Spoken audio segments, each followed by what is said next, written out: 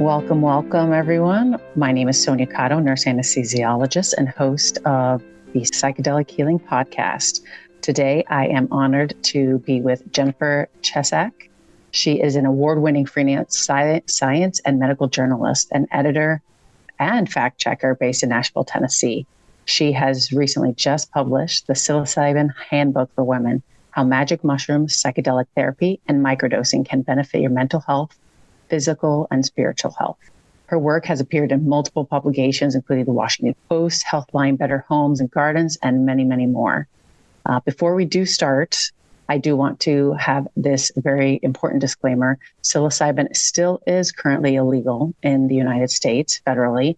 I know that the FDA has scheduled it as a Schedule I substance, which means no currently accepted medical use and a high potential for abuse. We obviously know that this is not true. The research shows it. And Jennifer here is going to explain in detail how it benefits all humans, but especially women. Welcome. Thank you for having me. I'm glad to be here. Beautiful, beautiful. Well, first, my first question, why a book just for women? Yeah, that is actually a really great question. And so one of the things that I realized is that, there are several books out there about psilocybin and other psychedelics, but this is really the first book that explores psilocybin through the lens of women's health. And one of the things that I learned during my research was that women report more frequent use of some psychedelics than men. This is according to the 2020 Global Drug Survey. But when I dug a little deeper, I realized that it's that women are using psychedelics to self-treat rather than for recreational purposes, whereas men tend to use psychedelics a little bit more recreationally. And so when we look a little deeper at this, I think it really kind of relates back to this idea that women often get left behind in the medical community. And so they're turning to psychedelics to help with certain conditions, whether that is PTSD. Women are 2 to 3 times more likely to develop PTSD than men. And most chronic pain conditions are more prevalent in people assigned female at birth. That's what I should be saying instead of just women. And often healthcare providers and people in general are more likely to take women's pain less seriously than the pain of men. So I think medical science has often underrepresented women or left us out entirely. An interesting thing is that women weren't even included in early stage clinical trials until about the 1990s, which is pretty alarming when you think about it. And one of the stats that I love to throw out there that describes how this has impacted people, or at least illustrates how this has impacted people, specifically women being left behind in medical science, is that if we think about a condition like, sexual dysfunction, if we think about that, men had a drug for sexual dysfunction come on the market, the FDA approved Viagra in 1998. So, and at that point in time, we still didn't even have a complete picture of the clitoris, so the internal structures of the clitoris. That didn't happen until 2005 when a woman scientist, she dug deeper and used MRI imaging to look at the full internal structure. So in 2005, we finally get this complete picture of female genitalia. Then fast forward, it wasn't until 2015 that we finally got a drug for female sexual dysfunction. So 1998, Viagra, nothing for women, not until 2015. That's crazy to me. So I really wanted to focus the book on women's health because we're very different than men. Our bodies are different. The female body is different, and yet medical science treats us the same, which is problematic. So there are just potential differences in terms of what we're doing with psilocybin. Beautiful. Yes. Thank you so much. Yeah, I definitely enjoyed reading so much about it. When you kind of went deeper into women's health and about the medicine, how is it impacted, like with women's cycles and women's, hormone levels, times of the month, when they should be, if considering dosing, like at what point in the cycle is it best for women? And then even in microdosing as well, is there changes in dosing that you'd have to consider? Yeah, absolutely. And these are great questions. So the first thing to kind of go over would be that we possibly have an entourage effect. Women do possibly have an entourage effect with our hormones. So the reason for that is so estrogen affects serotonin, the binding of the serotonin receptor. So it may matter in our cycle when we do take psilocybin. I'll get into that in a second.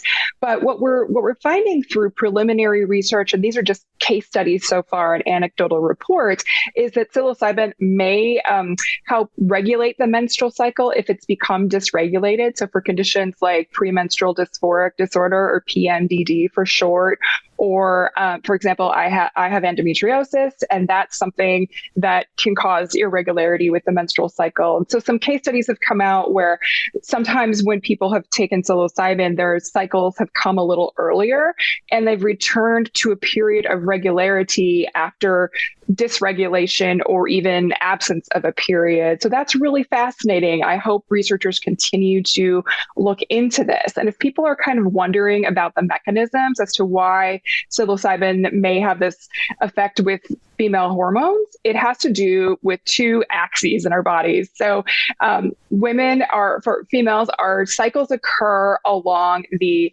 hypothalamic pituitary gonadal axis, so the HPG axis. So as one hormone releases, it tells another hormone to do its next thing, and that occurs along our cycle in terms of the follicular phase and the luteal phase, with ovulation in the middle and the period at the end, right?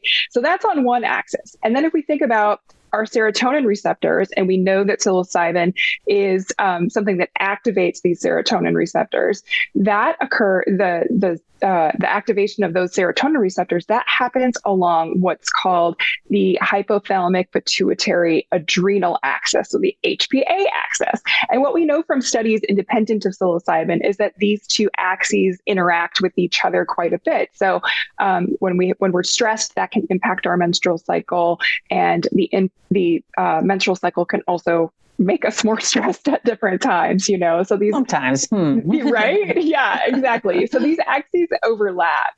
And so we're still digging into this research to determine all of the logistics behind this in terms of when you might take psilocybin during your cycle, when is the best time. But I did talk to an expert on indigenous wisdom. Her name is Michaela De La Mico. She goes by Mama De La Mico on Instagram and such. So you can find her there. But she essentially helps people with womb care. And her recommendation is if you're going to do like a larger dose of psilocybin, so a trip essentially, if we want to say, you would want to try to do that closer to ovulation rather than closer to your menstrual cycle. And one of the reasons is that our bodies are needing a lot of energy during that time.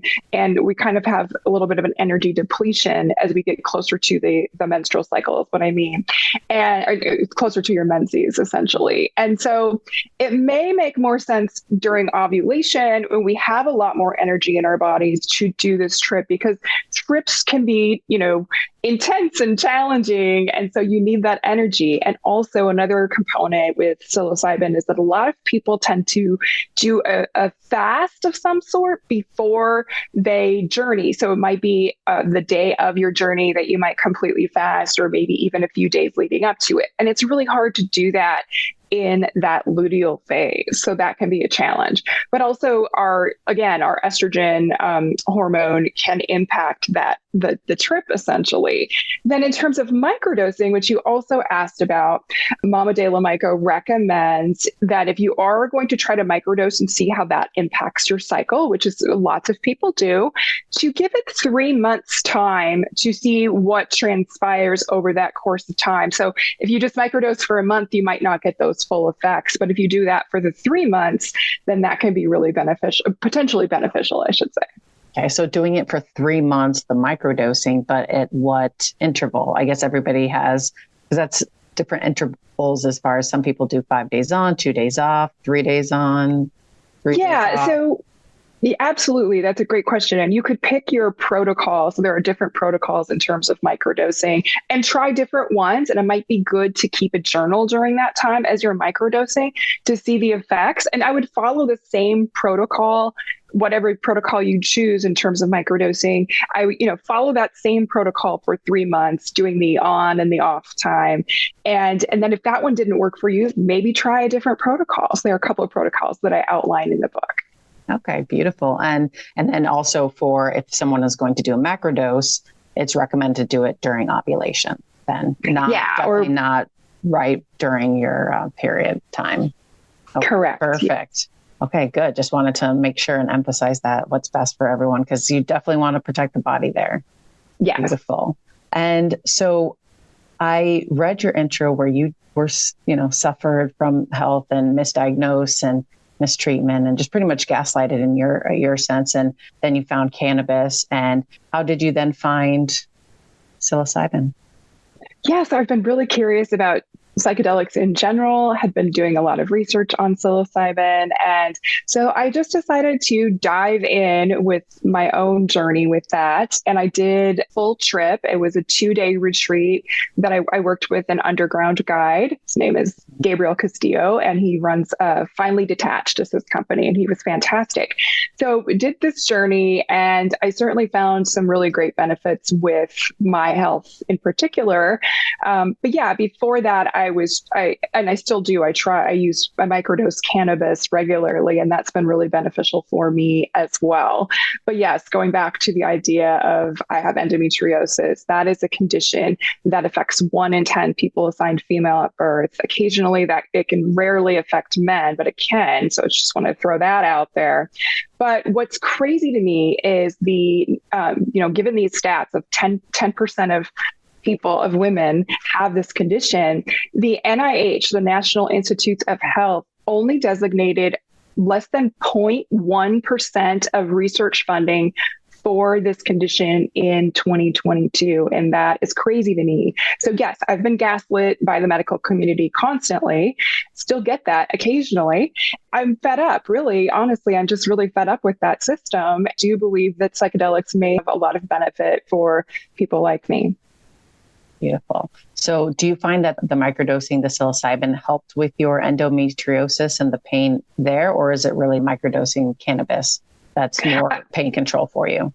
Sure. That's a great question. So I think that microdosing the cannabis has been more beneficial to me in terms of chronic pain. And I have not actually been regularly microdosing with psilocybin right now. I've just been kind of using my intuition in terms of when I want to take a really small dose. So I haven't dove into that as much as I would like to so far. But I did notice with the, macro trip that I took, after that, I experienced a reduction in menstrual migraine, which is also very related to endometriosis. And so I get menstrual migraines. I've had a big reduction in those since I had a hysterectomy a few years ago, but I kept one ovary. So I do still have like a secret menstrual cycle that I don't ever really know about, but I do still get these menstrual migraines likely tied to my cycle. And I noticed a dramatic reduction in them after my macro trip. Now, certainly that could be related to something else. We don't know. We haven't done I can't do a study on myself to determine that, but I had nothing else to attribute that to. So I was excited about that. Oh, that is amazing. I can't imagine suffering through migraines like that. How does psilocybin affect and help women differently than it might? Well, I guess you already answered that because it's more recreational in men's use versus women, right? So getting back into the, your first psilocybin experience going to the retreat, I do want to dive deep into like the safety and, the set and setting, where people out in the community now and our listeners may be naive to this. Right. And it's so important. It's one of the most important things when someone's considering it. So what would you recommend for those out there that are pondering the experience? Absolutely. So set and setting are incredibly important during a psilocybin journey, especially if you're doing a larger trip. And so just to give you a background on what I did was I hired an underground guide. We met at a cabin in the woods to do drugs, essentially, which sounds really funny. But I trusted this person. I had vetted him fully. He had vetted me, which is great. And then he also brought a female trips that are with so that I would feel very safe during this experience that can make you very vulnerable. And that's something that we could talk about later, is the idea of consent and psilocybin sessions, and, just being aware of who's with you during those times. But again, I felt incredibly safe with him. So it ended up being a good journey. It was 2 days in a row that we tripped, and some of the experience that occurred for me were pretty profound, I would say. So, for example, one of the things that I noticed in the first night that I journeyed, and I would call this a very mini dose. It was about 2 grams essentially of psilocybin, and felt a lot of cool things, such as connected to all of the people I know and love. I felt threads of light connecting me there and things like that. So I just wanted to give you a hint of the session that I experienced and how profound it was. There were some difficult things that also came up, but I felt incredibly safe. So going back to this idea of safety, I think it's, again, really important to vet any practitioner that you're working with, whether that is a underground guide or a psychedelic therapist, someone who does psychedelic assisted therapy, and then ways that you can vet them and feel comfortable. Certainly, there are lots of organizations out there that will share resources. So one organization that just kind of folded, but they still have their social media accounts and things like that, is Sisters in Psychedelic. So they are constantly sharing resources with each other. And there's Moms on Mushrooms, also sharing resources with women who might be, especially mothers who might be interested in trying a journey, things like that.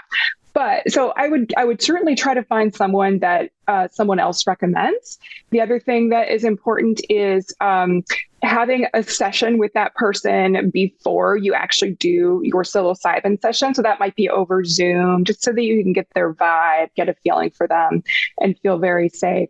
But in terms of going back to this idea of set and setting, so set is your mindset when you're going into a psilocybin journey, and then your setting is really obviously your surroundings. So, and these things are incredibly important, because you don't want to be in an environment where you might be overstimulated. I know some people take psychedelics at festivals, but I don't necessarily recommend that. I think you're going to have a better experience if you do it in a more controlled, safe environment, whether that is in your backyard or at a cabin in the woods, something like that where you're more contained. And the reason that set and setting are important is if you put a little time into those things, you tend to have a better journey. This is what the research kind of shows. And that doesn't mean that you have to go into a journey with this set idea of what's going to happen. In fact, it's better if you don't. But in terms of mindset, more so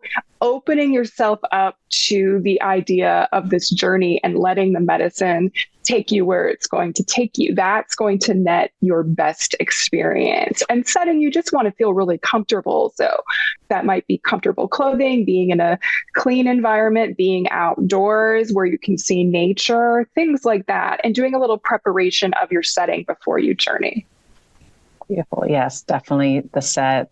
I have patients coming in very stressed and anxious, and I have to put them on, listen to a meditation before we start their ketamine infusion. So that's something that's very important. So going into the mindset, the setting, I have had patients that describe, and a lot of people, they talk about bad trips. There's really no such thing as a bad trip. It's the set and setting weren't appropriate. You were at a party with all these friends or not friends and all strangers, and all of a sudden you have a deep experience that you need a guide, somebody to work through, or you just need to be alone and you're at a party, right? Absolutely. So that's where setting and set is very important for these. And that's where it's different with men and women, because men are going to obviously put themselves in that situation more because they're doing it recreationally, right? Right. So beneficially, like, women will definitely have that more of a therapeutic effect as well. You spoke of dosing and you said 2 grams. So I've had patients that have reported 2 grams as being a lot for them. So it really is important as well, because there's so many different variations of psilocybin mushrooms. So having somebody that is also familiar with the medicine and your guides, knew that was appropriate for you, and that was very beneficial as well. Yeah. So that first trip, that first night that I was there, that was a 2 gram thing. And then I probably had about 3.5 grams the next day. And that was a pretty significant trip, or that, the dosage led to a very significant trip where I did have a challenging experience, but it was highly beneficial to sit with that challenge, because on the other side, there was such a reward of understanding the tools that I have within myself to cope. And I was really the focus there was, I've struggled with this, losing my parents one day. So I'm 44, my mom is 80, and my dad is just a few years younger. And this has been something that's really stressing me out in middle age, is this idea that someday I will lose them. That's just this circle of life. And it's really hard to face that. And it causes me so much stress and anxiety, or used to. Now, after having done that psilocybin trip, that's what I was kind of focusing on there when I had this really challenging experience. Getting to the other side of that taught me that I do have the tools to cope with this life challenge that I will eventually face. It's still going to be tough, but I have a support system and I have the tools within me to get through it. And I didn't feel that before. And so I've had such a relief with the anxiety since then. Beautiful. And how was the, other must-haves is obviously the integration aspect, right? So how did that play out in your experience? Yeah, absolutely. Great question. So we did a little bit of integration immediately after the session. So I came out of this sort of challenging experience. I was coming down from my guide and my trip sitter and we sat around a bonfire, and it was a gorgeous day, again, in the mountains, in the woods. They let me just sort of spill my guts about this experience. And it was so beneficial to talk through it with people, but not only to talk through it with just people in general. It's important to talk through sessions like that with people who understand psychedelics. So there are a lot of communities out there that do this integration with each other. I know there's some in Canada, there's some in New York. You just have to find your people that also know about psychedelics. And there's a lot of online support. So it's not that you necessarily have to go to these group sessions in person, although that can be really great. But you will find support out there with people who do understand psychedelics. And it can be just so beneficial to talk through your journey. The other thing that you can do is journal after your experience and determine what you learned. And it continues to evolve. I am still learning from that particular journey to this day. I get new things that pop up. I write them down. I keep track of that. But yeah, integration is so important because, as one of my experts in the book that I interviewed said, if you don't use it, you kind of lose it. So if you aren't tuned into what happened during your journey, then it may not have that much of a benefit. But if you can focus on what you learned and then integrate that into your life, whether that's making a change in some type of behavior or whatever it is, then you get the benefit.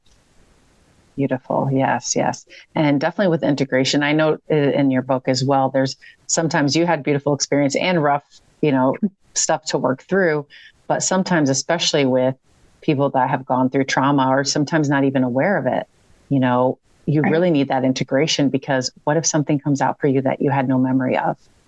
And how do you get Absolutely. that support? Right. Mm-hmm. And I think you definitely had a lot of support in yours, like reading through your experience. I love that aspect, just you sharing your stories. And you actually had some other stories as well about other women that had gone through other disease processes. I don't know if you wanted to share with them, because you personally, went through the menstrual migraines and then the endometriosis, but what are some other female treatments? I mean, not treatments, but things that we suffer from that the psilocybin has helped them through.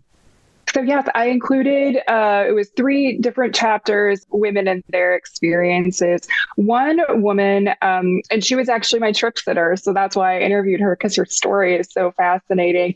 She healed from eating disorders. So she, growing up, was a ballet student and competitively and, doing shows and things like that. And her ballet instructor would weigh her every time they had practice and whatnot. And that was just very damaging to her. And she went on to develop what I would describe as anorexia. And when she then later, as an adult, did psilocybin with her son, who was her guide at the time, she was able to basically heal this eating disorder. It's not present for her anymore. The only way that it's present is that she brings up that journey, or she brings up the trauma of that to discuss it with other people. So obviously she still thinks about it, but it's not something that she's struggling with in terms of food or exercise anymore. So that was really fascinating.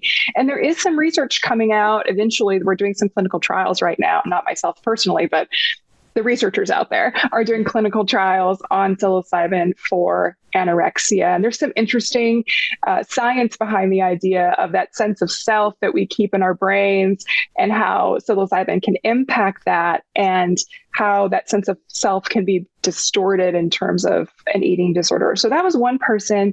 Another person that I interviewed was Hillary Agro. She is a staunch advocate about decriminalization and stuff like that for psilocybin, but also other drugs as well. And so she was a fantastic person to talk to.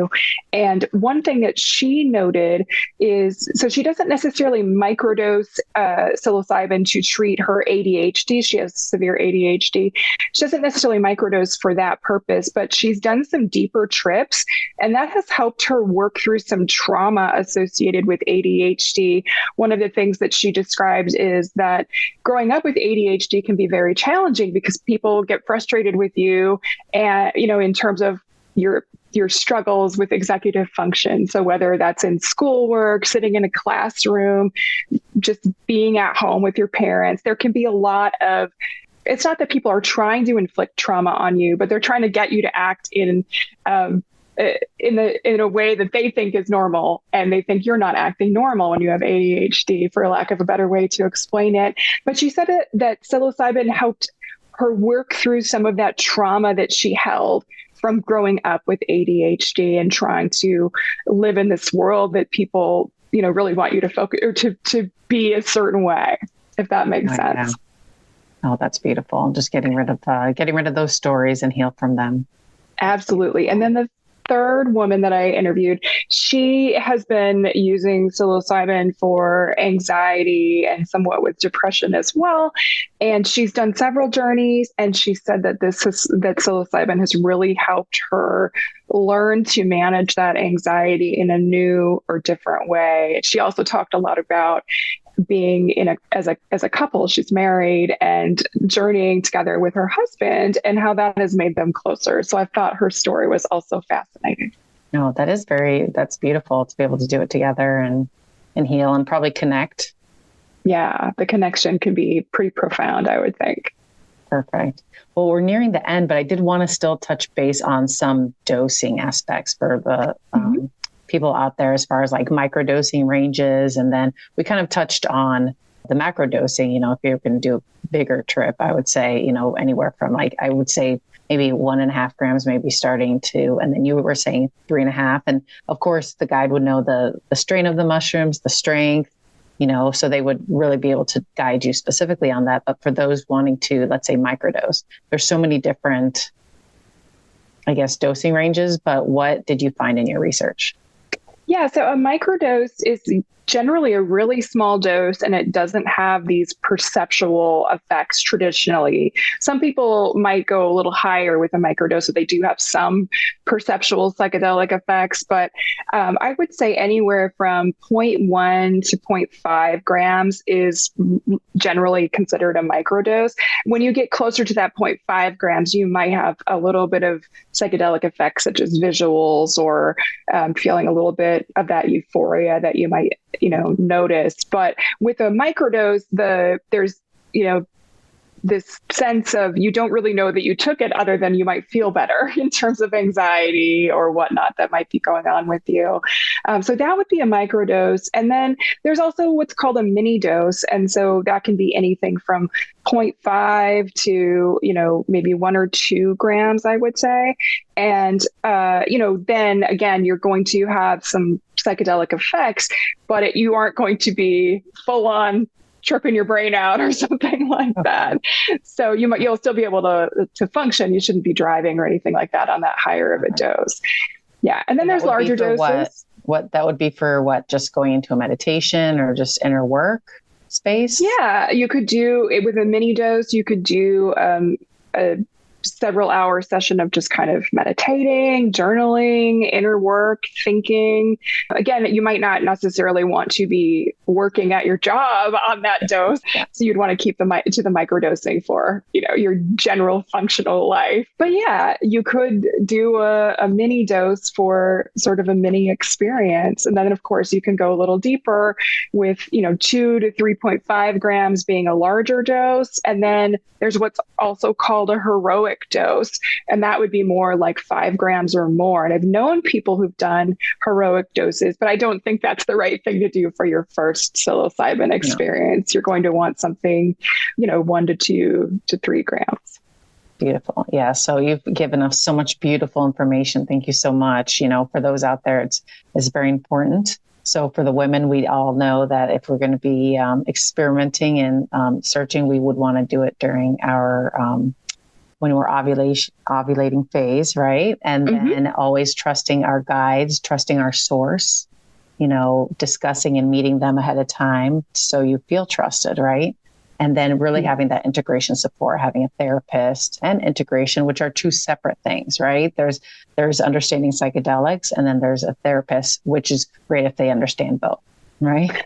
Yes, absolutely. But I will say that my guide was so knowledgeable that he worked really well as he's not a licensed therapist, but he treated me as if we were having a little bit of therapy, I would say. So, but yes, you can find therapists that actually are smart about integration and understand these things quite well. Yeah, it's so funny you mentioned that, because the integration coach that we have, Julie Clark, here in our clinic, she's not a licensed therapist, but wow, our patients love her. It is a great experience because they do understand the medicine. They do understand the neural pathways and the releasing and how the body keeps the score. The body keeps the score. That's for sure. A different book, but an important one. Yes. So Jennifer, if people out there want to reach you and find your book, how can they contact you? So my book is available anywhere books are sold. So that's easy. So you can order it from your favorite independent bookstore, which I always recommend, rather than the big A, whom shall not be named. And then you can find me in terms of all my socials are the same. It's at Jen Chesak. So whichever socials, platform that you use, you can find me there. So it's at JenChesak. Beautiful. So everyone, and especially women, if you're curious, check out the Psilocybin Handbook for Women, how magic mushrooms, psychedelic therapy, and microdosing can benefit your mental, physical, and spiritual health. That is all. Thank you so much, Jennifer, for joining me, and I hope everyone has a beautiful day.